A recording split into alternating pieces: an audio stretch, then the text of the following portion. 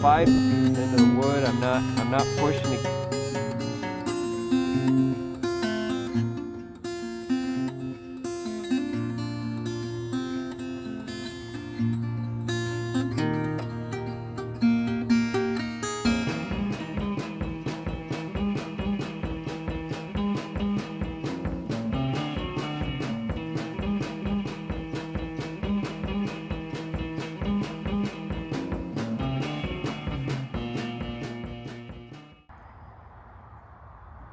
There's the 2 eagles right there. So we're down at the creek, and I'm just showing different options for different carving setups. They're all cheap. This is my little $5 to $10 yard sale purchase, and I have that video where I turn this into a carving knife.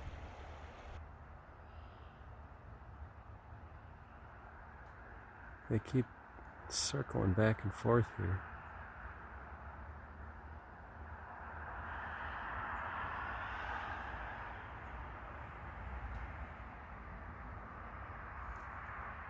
Just flew over top of me too while I was up in that tree setting the camera up. See, now they're real close to each other. And spread out. Alright, reset. This is based off of that video where I had the $5 to $10 carving knife, and like I said, this blade is a lot sharper than this one. Neither one of them though. This is what I want to show you guys. The easiest thing to do is just go buy an X-Acto kit. Or this is that Harbor Freight or Tractor Supply special. Got my thumb all taped up using the label off of the container, so even that's super convenient. It's all about, for me, it's all about resources. It's all about convenience and resource. When I'm doing anything in the woods. But now watch how easily this cuts. And you see, as I'm cutting, I'm letting the blade do all the work. I'm not pushing the blade hard. I'm not ramming it in into the wood. I'm not pushing against it anyway.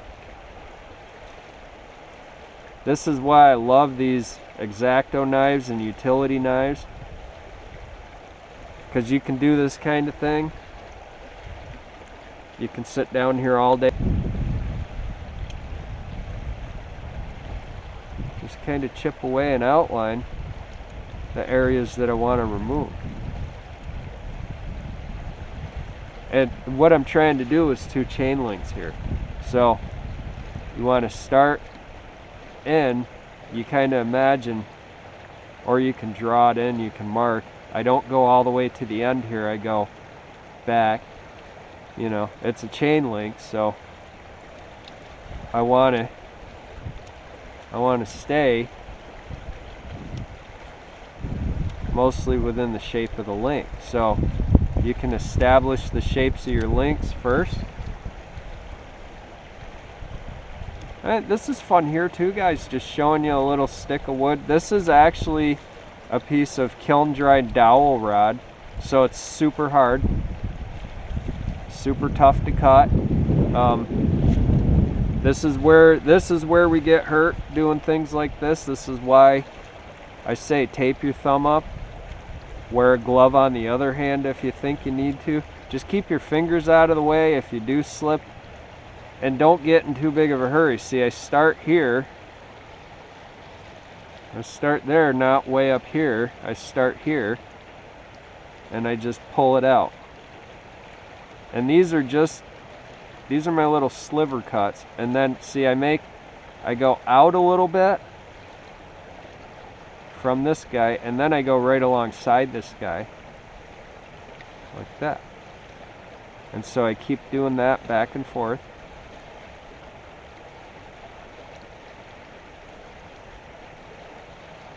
This is just a chain link, 2 pieces. It's going to be 2 pieces when it's finished.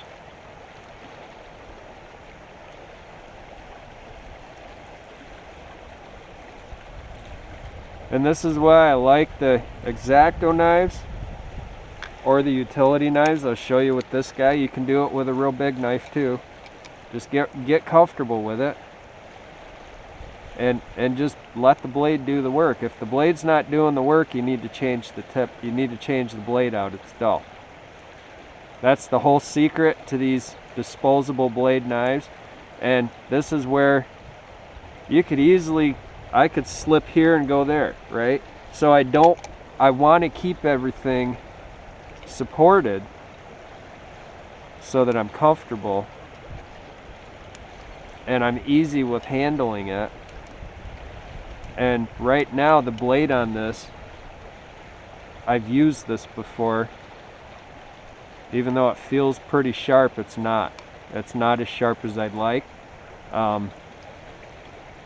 So I just have to be very careful and take my time and be very gentle with every move that I make with this blade. I don't want to push it too hard. And I'm just using the tip in here as a digging tool. So I try to imagine like years ago, right? Like what, 1,000 years ago or 500 years ago or a couple, even 200 years ago, because I found some Indian arrowheads on the property, like around this property. But it's also old farmland. I mean, you don't know where any of that stuff came from, right? Like here's an old piece of concrete, right? That's actual concrete off of something, you know, and it's just down here. You could be like, oh, it's nature, it's wild. Well, there's evidence, there's human trash all over down here from centuries, from ages, from years. There's all kinds of human remains, and everything is trash in the end, really. If you look at ancient times, if you go, I mean, it's easy to see if you look, like I watch these videos all the time about mining towns, and you know, people buy gold mine, they buy entire old copper mines or gold mines from the early, you know, 1800s, 1600s, 1700s, whatever. And when they explore around those places, it's evident that people didn't have garbage pickup way out there. So you see, and now we think it's beautiful. It's all rusted piles of metal cans and trash. Oh, there's a siren ruining our peace and quiet.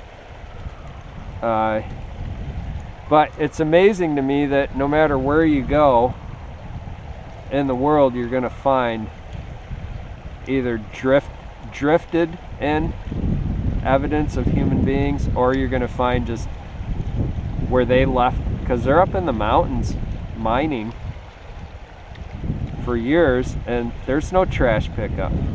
So you can only imagine what it looked like in the day, like when they were actually living there and doing their work.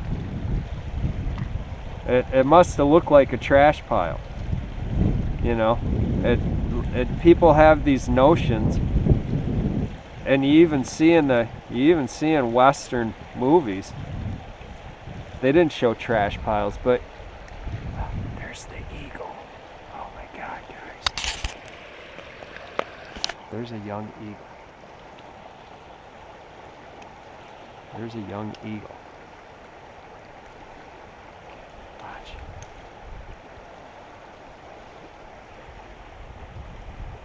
That's a young bald eagle.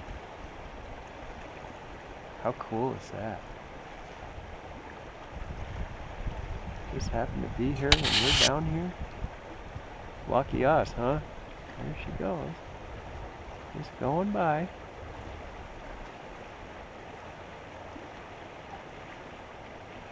Love it.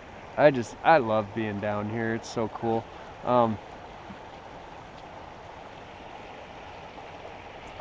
But if you imagine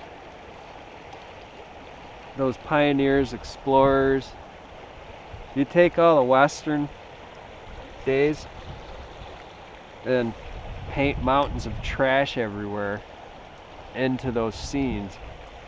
That's what it actually was like. You know, they didn't have dumps. They didn't have somebody hauling the trash off. They didn't have plastic bags that you took to the dump like we do now. It just didn't exist. So it's kind of funny to see the world in a different light than it's actually been portrayed as. There's a whole bunch of hawks up there, and there's 4 of them, 5, 6. See, and I've told you guys this before. In our last live feed, I was telling you guys about this. I don't know if you can see them up there, but there's 1, 2, 3, 4, 5, 6. They're just circling. I love to circle. They almost look like harriers. Like they don't. See how their wings are so swept back, and they're kind of smallish birds. They're not real big. They're a little bit big for falcon, but they almost look like falcon. That's hard to say. Yeah, they're just chilling. They're digging the thermals. Everybody's loving it out here. It's a gorgeous day. It's overcast, early spring weather. All the cool interruptions in life. 1, 2, 3, 4, 5, 6. There's at least 6 of them. All the cool interruptions in life. That's the chaos I really enjoy. That kind of where you just something comes out of the corner of your eye and it's a big eagle or it's a group of hawks. You know. Those are nice interruptions. I deal with a lot of interruptions. See, I'm just taking my time, chipping away. Deal with a lot of interruptions that aren't so fun to deal with every day. I've always got these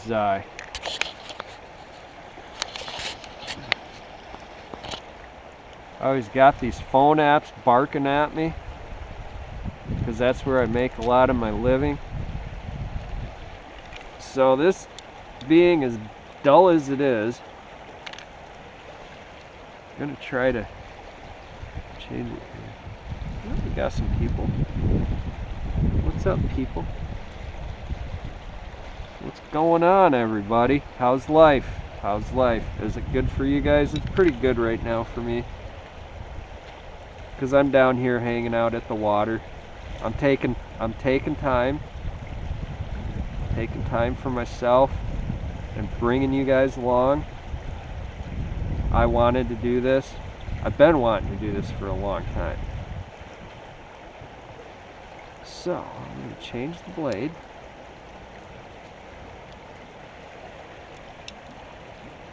Am I talking too much?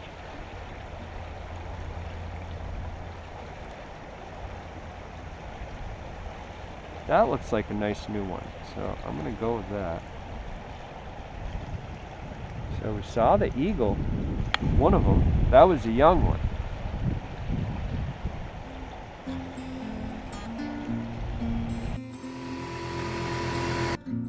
Okay guys, that's it for this one. I got to get back to the grindstone here, and this was a live feed that I did either that same day or the day after.